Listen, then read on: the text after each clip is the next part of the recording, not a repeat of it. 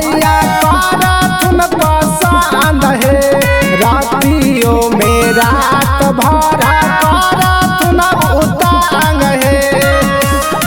अभी से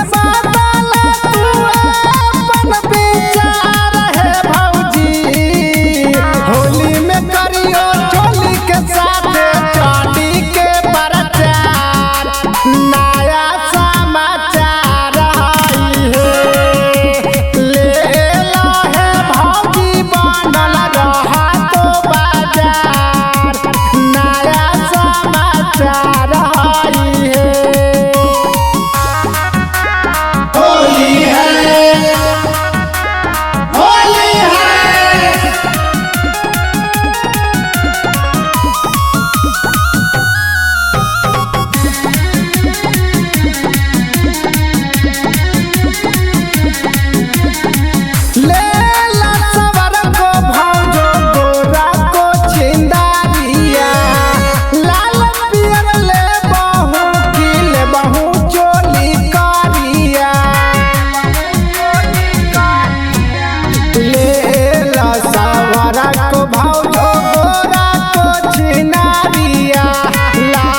पियर ले बाहू के ले बाहू चोली कारिया मोहन